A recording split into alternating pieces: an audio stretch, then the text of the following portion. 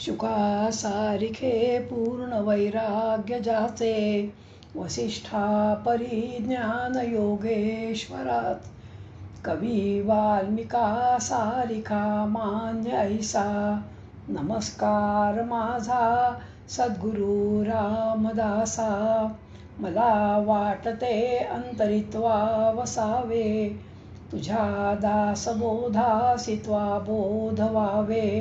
अपत्या परी पाजवी प्रेम रसा, महाराज या सद्गुरु रामदासा.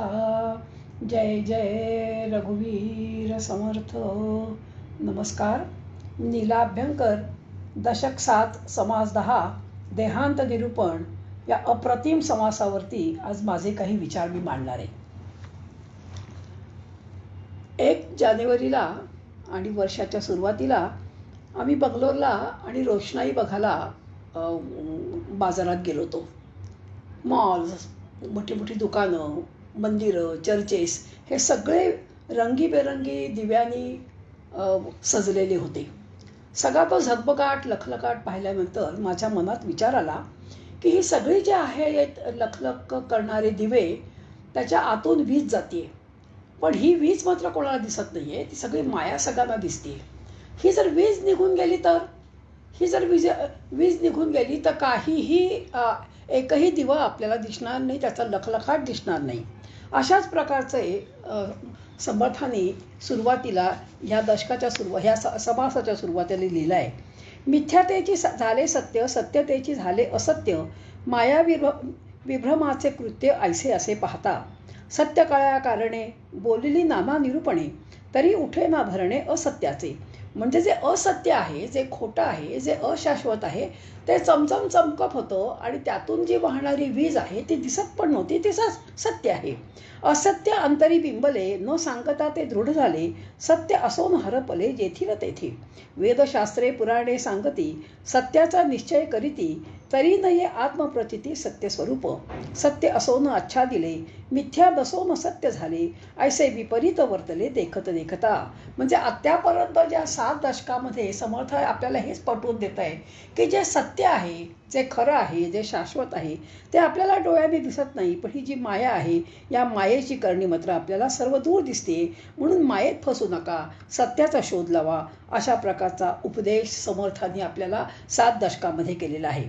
आता ह्यानंतर समर्थ आपल्याला देहांत निरूपणाबद्दल सांगतायत.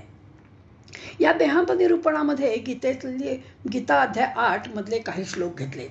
उत्तरायण ते उत्तम, दक्षिणायन ते मध्यम, हा संदेही वसे भ्रम, साधू तो निसंदेह.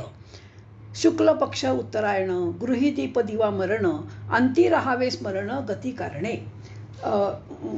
इतुकेन लगे योगियांसी, तो जितची मुक्त पुण्य राशी, तिळांजली पाप पुण्यासी दिधले देणे.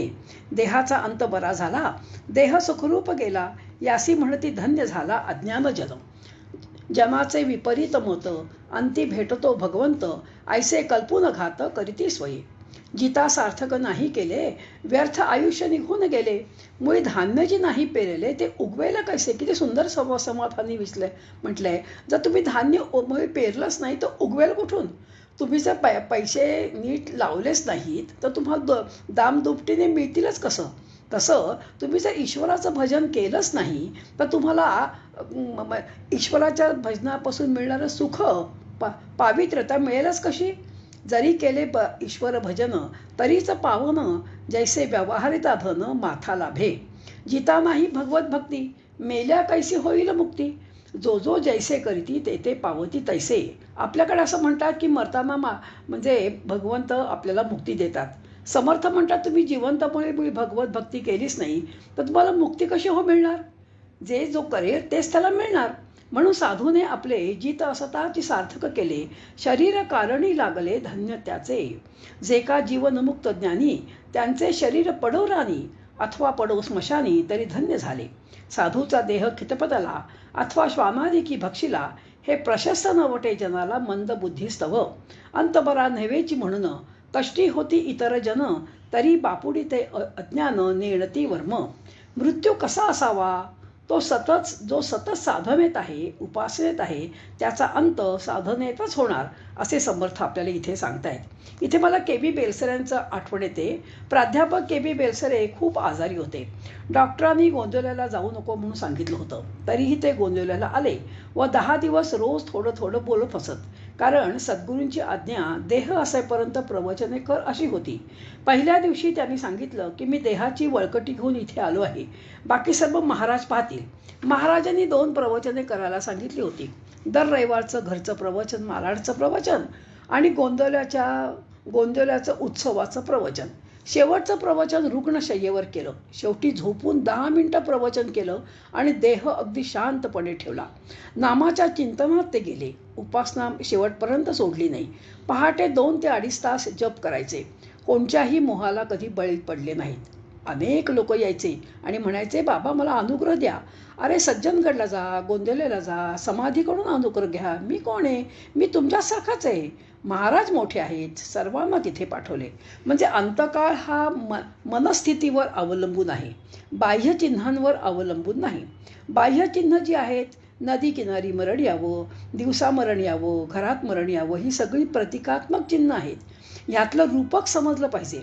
आपल्याकडे श्रद्धा आहे की काशीला मरण आल्यावर तो जीव मुक्त होतो. शेवटी शंकर त्याच्या कानात रामनाम बोलतात व मुक्ती मिळते. कबीर काशीतले. त्यांच्या अंतकाळी त्यांनी सांगितलं की मला मगहरला नेऊन ठेवा. मगहर हे काशीपासून 21-25 किलोमीटरवरती आहे.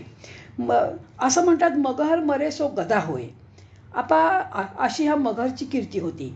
आणि ह्या मगहरला देऊन मला ठेवा असं म्हटल्यानंतर सगळ्यांना खूप आश्चर्य वाटलं.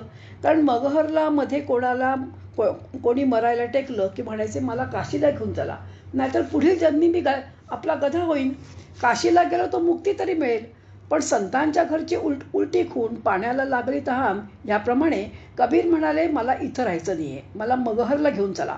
एक शिष्टमंडळ दिल्लीतून भेटायला आलं आणि कबीराला म्हणालं, तुम्ही मगहरला जाऊ नका. तुमच्यासारखा संत देह ठेवल्यावर जर गधा झाला तर कसं होईल? हे काही चांगलं नाहीये. म्हणून समर्थ म्हणतात, साधूचा देह श्वानादिकांनी बक्षिला अथवा खितपतला, हे प्रशस्त न पटे मनाला मंद बुद्धिस्तव. जो जन्मलाची नाही ठाईचा, तो मृत्यू पावेला कायचा? तो तर अजन्म आहे, त्याला मृत्यू कसा? त्याची अंतरस्थिती बघा. कबीर म्हणाले, शांत मन हीच काशी, अशांत मन हे मगहर. असा जो अशांत मनाने मेला तो गाढव होणारच. मगहरला मेला ज्याचं मन शांत आहे. मरताना जर का भगवंताचं नाम त्याच्या मुखात आहे, तर यासाठी केला होता अट्टहास, शेवटचा दिवस गोड व्हावा. आता होणार ते होईना का, जाणार ते जाईना का, फिटली मनातली आशंका. आणि अशा स्थितीमध्ये कबीर कुठे गेले तर मगहरला गेले. म्हणजे मुखामध्ये नाव होतं आणि जन्मभर भगवंताच्या नामस्मरणातच ते होते. उपाधी काही राहत नाही, समाधान एवढे थोर नाही. अशा शांत चित्ताने देह ठेवल्यावर तो जिथे गेला तिथे शंकर आहेतच. ज्या ठिकाणी गेला ते शंकराची मांडीच आहेत. मन शांत असलं पाहिजे. उत्तरायण, शुद्ध पक्ष, दिवा, म्हणजे गृही मरण, हे असं असलं पाहिजे असं आपल्याकडे म्हणतात. अंती पाहिजे तुझे स्मरण, हे महत्त्वाचं. समर्थाने या सर्वांचं खंडन केलेलं आहे. हे सर्व रूपक आहे. शुक्ल पक्ष व दिवस, उत्तरायण, ही सर्व अंतर्मुखतेची प्रतीक आहेत. आपली जी नाभी आहे ना, तिथे देहाचे विषवृत्त आहे. नाभीपाशी काम ऊर्जा आहे, पण तिथे आत्मज्ञानाची सुद्धा ऊर्जा आहे. दोन्ही शक्ती तिथेच आहेत. उत्तरायण म्हणजे हा मनुष्य जीवनाच्या सायंकाळी ब्रह्मचर्याचं पालन करत आहे. संन्यस्त दशा म्हणजे उत्तरायण. कुंडलिनी शक्ती ऊर्ध्वगामी आहे, म्हणजे मस्तकाच्या ठिकाणी आहे, म्हणजेच ते उत्तरायण. वासनेत जीवन जगताना मरण आलेलं आहे, अधोगामी आहे. आत्मज्ञानाची ऊर्जा वर धावत नाही, काम ऊर्जा खाली धावते आणि आत्मनादाची ऊर्जा वर धावते. आणि ही जी खाली धावणारी जी ऊर्जा आहे ते आहे दक्षिणायन. ती रात्र आहे व तो वद्य पक्ष आहे. शुद्ध आणि वद्य पक्ष म्हटलं तर ज्ञानेश्वर महाराज समर्थ वद्य पक्षातच गेले आहेत. आणि अनेक चोर, दरोडेखोर आणि हे ते उत्तरायणात गेलेत, म्हणून काय ते मुक्त झाले का? म्हणून बहुतेक जणांचे निर्याण वद्य पक्षात झालेले असून सुद्धा ते मुक्त झालेले आहेत. देहाचा अंत बरा झाला, तो देह सुखरूप गेला, त्यास म्हणते धन्य झाला अज्ञानजन. जन्मभर वासनेत होते, पण अहो ते एकादशीला गेले, किती छान मोठे नशिबवान आहेत. अशा प्रकारे जे लोक म्हणतात, समर्थ म्हणतात, ते चुकीचं आहे. ज्यांनी जन्मभर भगवंताचं नामस्मरण केलेलं आहे, जो जन्मभर वासनेमध्ये न राहता भगवंताच्या नामस्मरणात राहिला आहे, त्याचं मरण कुठेही आलं. जरी तो अगदी दवाखान्यात असला, अनेक नळ्या लावलेल्या असल्या, पण जर मनात त्याचं चिंतन सुरू असेल तर तो मुक्तच आहे. जो वासनेत गेला तो अमावस्येला गेला, पण जो भगवंताचा चिंतनात गेला तो पौर्णिमेला गेला. एका ठिकाणी मी वाचलंय की शुक्ल पक्ष म्हणजे रामाचं स्मरण. ज्याचा जो रामाचं स्मरण करत करत ज्याने अखंड रामाचं स्मरण जीवनभर केलं आणि त्यांनी शेवटी सुद्धा जर रामाचं स्मरण करत करत त्यांनी देह ठेवला तर तो शुक्ल पक्षच आहे. पण कृष्ण पक्ष म्हणजे रावणाचं स्मरण. ज्याची वृत्ती खोटी, जो लबाड आहे, ज्याने कधी भगवंताचं स्मरण केलंच नाही, तर तो तो तो झाला कृष्ण पक्ष. आणि म्हणून देह कधी पडला, कुठे पडला याला महत्त्व नाही, त्याचं चिंतन कसं होतं हे महत्त्वाचं आहे. म्हणून उत्तरायण ते उत्तम, दक्षिणायन ते मध्यम, पण इथे कोणतं उत्तरायण हे पाहिलं पाहिजे.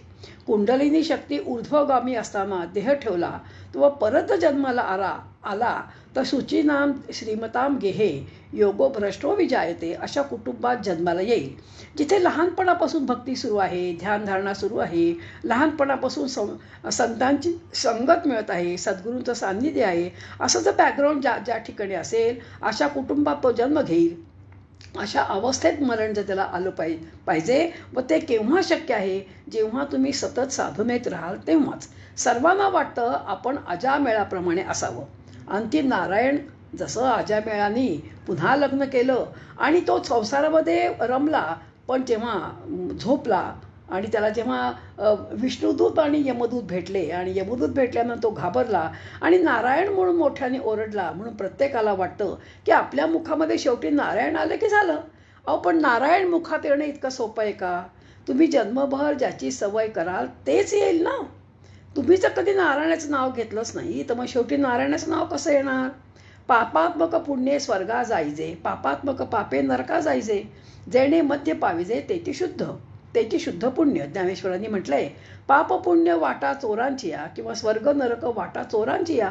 नाही पापाची जाचणी, नाही पुण्याची मोजणी, जिथे गंगोधाचे पाणी, आम्ही आकाश स्वरूप, आम्हा नाही नामरूप, असं तुकाराम महाराजांनी म्हटलंय. जाताना अशी अवस्था असली पाहिजे की आपणास उपाधी मुळीच नाही, समाधाना एवढे थोर नाही, उपाधी काही राहत नाही, आल्या गेल्याची क्षिती नाही, असं झालं पाहिजे. अशी आपली स्थिती, अशी आपली वृत्ती राहिली पाहिजे. बघा काय मजा आहे की ह्या परीक्षित राजाला जेव्हा शाप मिळाला की 7 दिवसामध्ये तक्षक येऊन चावेल. आता परीक्षित राजा गंगेच्या किनारी आलाय, सगळ्यांना गोष्ट माहिती आहे. आणि शुकदेवानी भागवत सांगितलं, ठरल्याप्रमाणे साप आला त्या तक्षकाने त्याला दंश केला, तो काळा ठिक्कर पडला. म्हणजे शाप खरा झाला, पण त्याच्यापूर्वी त्याची मुक्ती झाली होती. आणि समर्थांना अशा प्रकारचीच मुक्ती हवी आहे की भगवंताचं नामस्मरण करत करत आणि जीवाशिवाचं मिलन झालं आणि तो मुक्त झाला. म्हणून साहिर लुधियानीने म्हटलं आहे, जिओ तो ऐसे जिओ जैसे सब कुछ तुम्हारा है, मरो तो ऐसे मरो जैसे तुम्हारा कुछ भी नहीं है. जीवन जगताना अशा मस्तीत जगा, अशा प्रेमाने जगा, अशा खुशीत जगा की सारं काही तुमचं आहे. जीवन जगताना तुम्ही आनंदातच जगा. तुम्हाला कोणीही शत्रू नाही, तुम्ही सर्वांचे आहात. मरताना असं जा की या जगात तुमचं कोणी नाही व तुम्ही कोणासाठीही रडणार नाही. तुम्ही निघून जा, शांतपणे देह ठेवता आला पाहिजे. शेवटी एक एक मोह, एक एक माया आवरता आली पाहिजे. पण त्याची सुरुवात आपण कधीपासून करायला पाहिजे? त्याची सुरुवात एकदम मरायच्या म्हणजे मरताना आपण ह्या गोष्टी करू शकत नाही. आणि म्हणून हे सगळं नश्वर आहे, जाणार आहे, हे अशाश्वत आहे, ही मनाची धारणा आपण तरुणपणापासून हळूहळू जर करायला लागलो तर म्हातारपणी आपल्याला हे जड जाणार नाही. एकदम सोडा म्हणून काही सोडता येणार नाही. आपल्याकडे ज्या म्हणजे ब्रह्मचर्याश्रम, गृहस्थाश्रम, वानप्रस्थ, हे जे आश्रमाची निर्मिती म्हणूनच केली आहे. जेव्हा तुम्ही 50 वर्ष पूर्ण करता तेव्हा 50चा वाढदिवस जरी तुम्ही थाटात केला तरी मनात तुम्ही आता लक्षात ठेवा की आता आपलं मन संसारातून काढून टाकलं पाहिजे. हा देह माझा नाही, हा संसार माझा नाही, हे घर माझं नाही, ही मुलं बाळं माझी नाही, या सगळ्यांवरची माया मोह आपण हळूहळू सोडला पाहिजे. आणि आपण भगवंतासाठीच जीवन जगलं पाहिजे. जन पळभर म्हणतील हाय हाय, मी जाता राहील कार्य काय. नाहीतर कार्याच्या नशेत मनुष्य अडकतो, संस्थेच्या मोहात माणूस अडकतो. बघा, आमच्या शेजारी नागपूरला एक गृहस्थ होते आणि ते आमच्या मंडळाचे अध्यक्ष होते. खूप म्हातारे झाले. साधी हाताने सही करताना सुद्धा त्यांचे हात कापत होते, मान नीट स्थिर राहत नव्हती. पण अध्यक्षपद सोडायला ते तयारच नव्हते. शेवटी भगवंतांनी घाला घातला. ते जेव्हा वरती गेले तेव्हा आपोआपच ते अध्यक्षपद त्यांना सोडावं लागलं. अशी स्थिती येता कामा नये. आपण आपली स्थिती ओळखून हळूहळू सगळ्यातून आपण रिटायर व्हायला पाहिजे. आपण सगळ्यातून मुक्त व्हायला पाहिजे. योगी अरविंदांचं चरित्र मोठं सुरेख आहे. आत्मज्ञानाची साधना ते सखोल साधना करत होते आणि त्याच वेळा त्यांच्यामध्ये राष्ट्रप्रेमसुद्धा त्यांच्याकडे जागृत झालेलं होतं. पण त्यांच्या लक्षात आलं की या आत्मज्ञानाच्या साधनेमध्ये हे राष्ट्रप्रेम जे आहे, राष्ट्रभक्ती जी आहे, ही अडथळा म्हणून वाटायला लागली. त्यांनी ते राष्ट्रप्रेम सोडून दिलं. हे करत असताना त्यांनी सांगितलं की माझ्या कार्यापेक्षा माझ्या इच्छाशक्तीने तो स्वतंत्र होईल. कोण? भारत देश. आणि म्हणून मी स्वतंत्र झालेला देश पाहिल्याशिवाय देह ठेवणारच नाही. आणि ते खरं झालं. 1950 साली त्यांनी देह ठेवला. म्हणजे बघा, सर्वातून निवृत्त आपल्याला हे व्हायलाच हवं. जीवनाच्या सायंकाळी अशी अवस्था झाली पाहिजे की मी कुठेही गुंतलेलो नाही, माझं कुठेही ममत्व असता कामा नये, मी कुठेही गुंतलेलो गेलो असता कामा नये, मी कुठेही अध्यक्ष, सेक्रेटरी मनाने शरीराने कशानेही असता कामा नये. हळूहळू आपण त्यातलं मन काढता आलं पाहिजे. एकदम निघणार नाही. त्याची तयारी आपण हळूहळू करायला पाहिजे.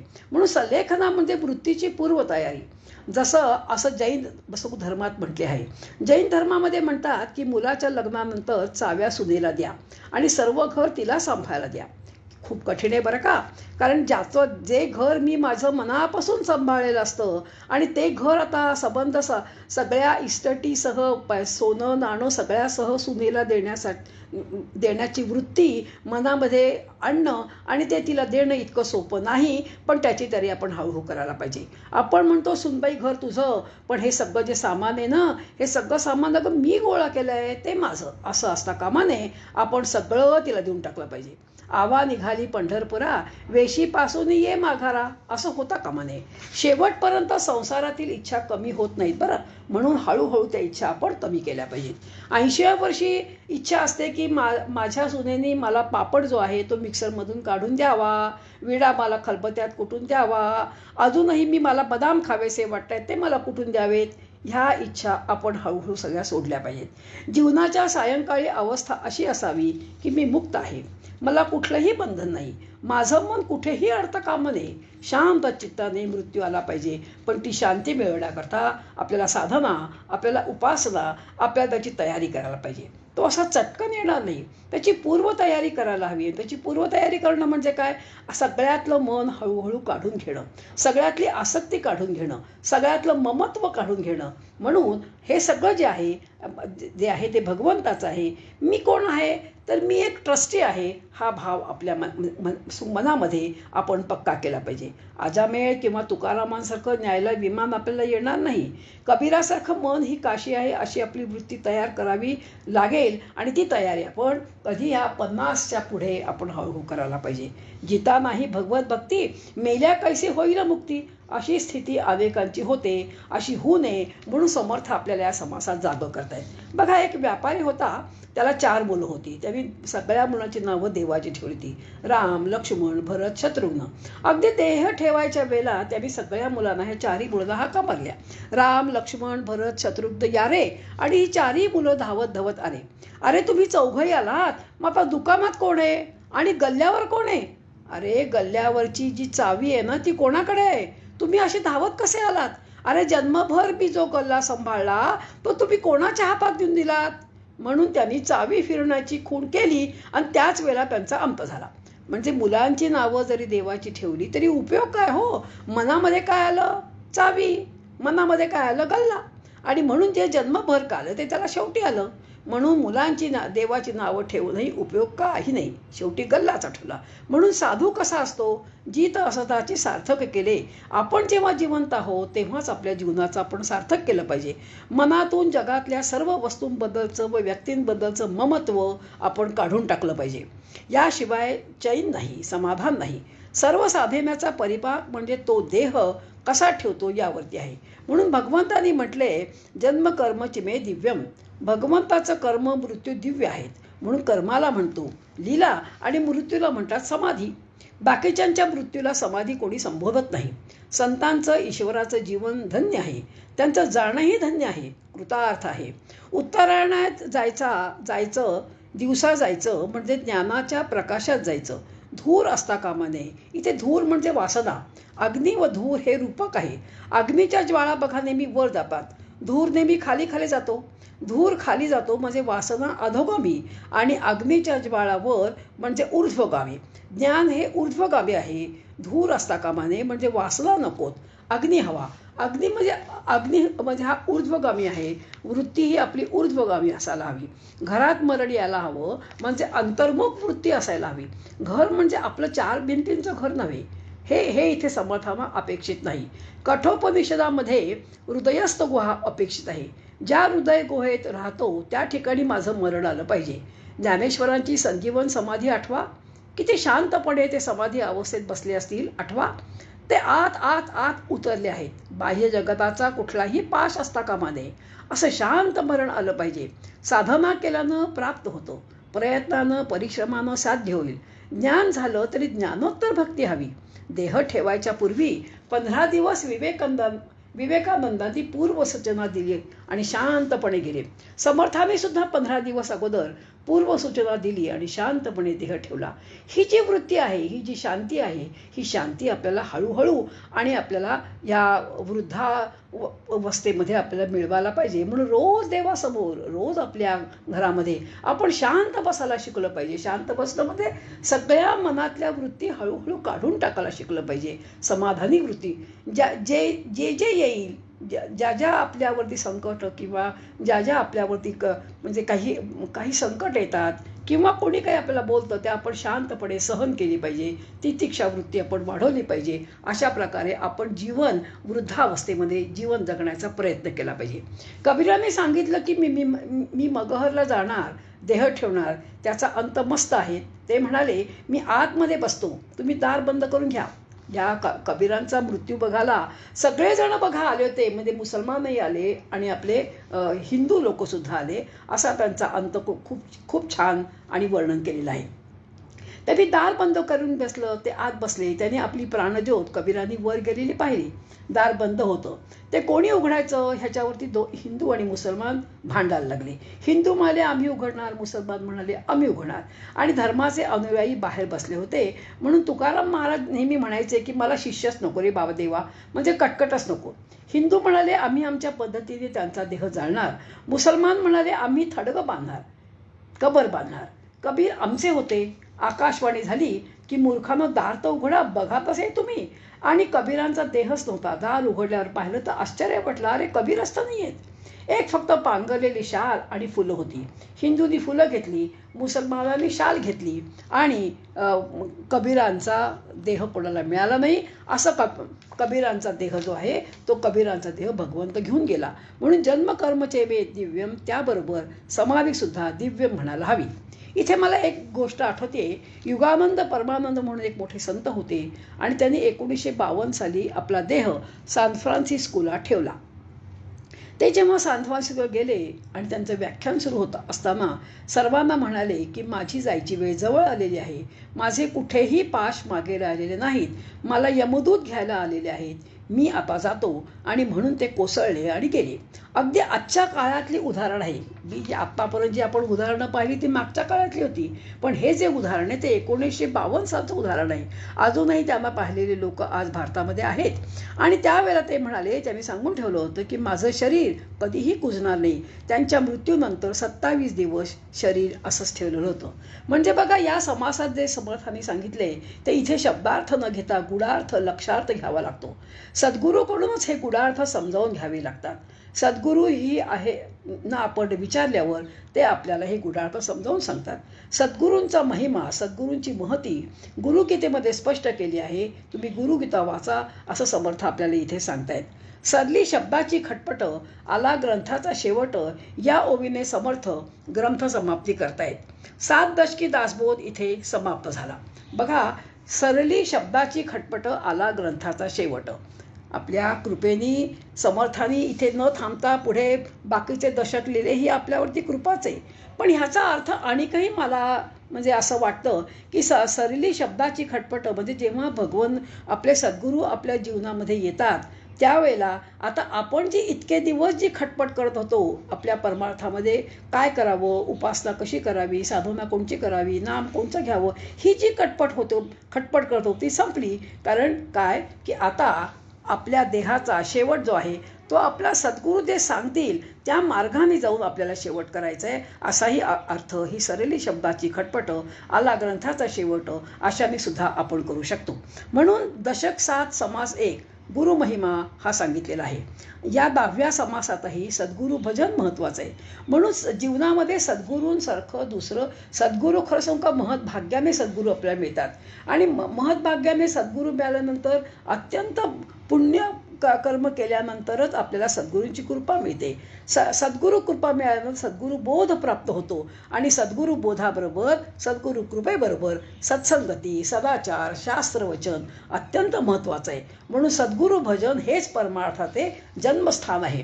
गुरुभजनाचे नि आधारे निरूपणाचे नि विचारे क्रियाबद्ध निर्धारे पाविजे पद ते पद मिळवून देतात त्या अशा सद्गुरूंना माझा नमस्कार.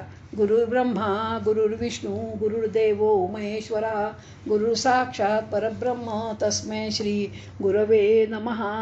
जय